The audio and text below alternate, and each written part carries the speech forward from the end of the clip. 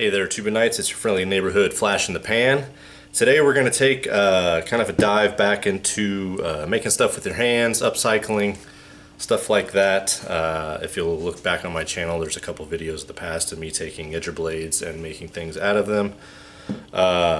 This particular item I made, golly, probably 9-10 years ago now. I want to say it was around 2015, only because... So I moved to Texas in 2013, yes. And of course, being Texas, I just assumed that everything was legal and no big deal. And of course, that's true for the most part, but even then they still had some restrictions on things. So I had it in my mind that I was gonna make myself a set of brass knuckles. I wasn't actually gonna make them out of brass, like, you know, get a bunch of brass together and form it out in sand and blah, all that stuff. I don't have the patience for that. Maybe someday, but not right now. But no, so as some of you know, I work in the water industry, and so like we have a lot of industrial parts and whatnot laying around. So I figured I can get my hands on some big like bolt nuts, you know, that I would be able to fit my fingers through, and I could weld them together and make kind of brass knuckles out of that. And so I started doing that. I found, or actually a coworker of mine, he knew that I was looking for something like that, and he had found a couple that seemed about the right size, and so he handed them off to me. And I started welding together. I'll show you right now.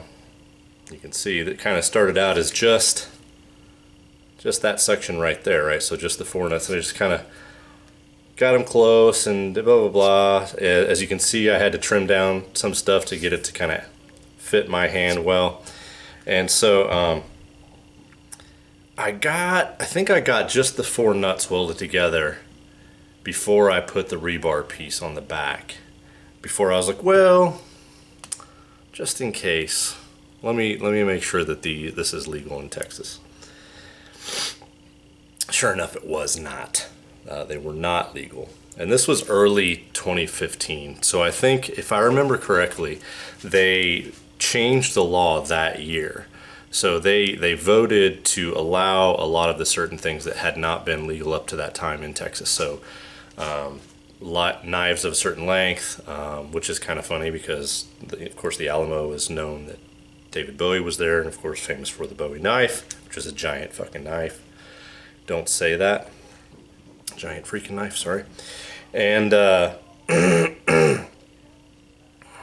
so it's kind of funny that it wasn't legal at that time. So anyway, so I started making this before brass knuckles was legal in Texas. So I figured I could kind of loophole it and turn it into kind of a trench knife instead of just brass knuckles to get around that. So what I did is I went ahead, I got a chunk of rebar, as you can see, bent that just so, and that's kind of the back piece that sits against your palm there, so you've got something to squeeze. I haven't actually hit anything with this yet. I may need to put like some leather wrap or something like that on this just to cushion that a little bit. I need to actually hit something with it and see how it turns out. But anyway, so then I had some leftover lawnmower blade from another project that you'll see, that I was like, all right, well, I'll just make a knife blade out of that, and then it's no longer brass knuckles, it's a knife, it's a trench knife kind of thing.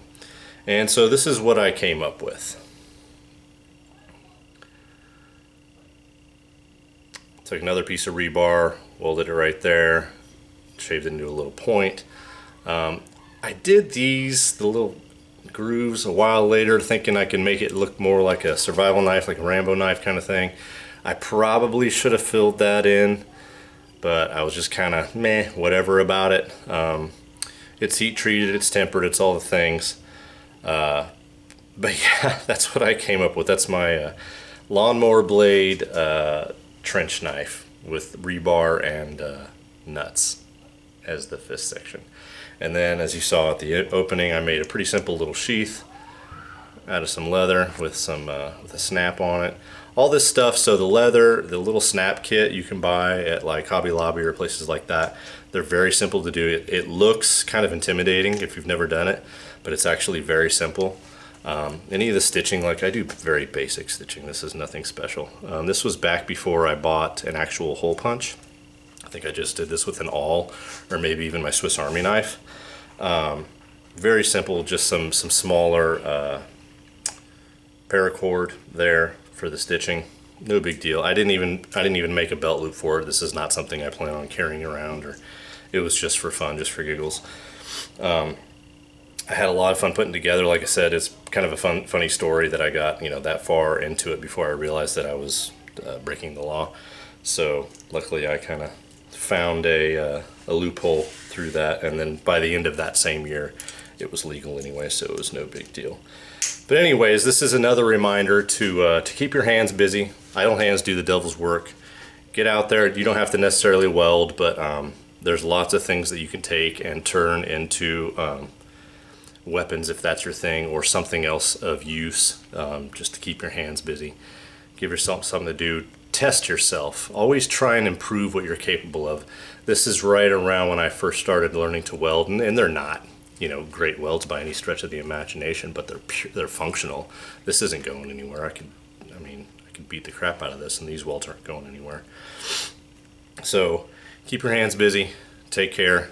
Thanks for watching.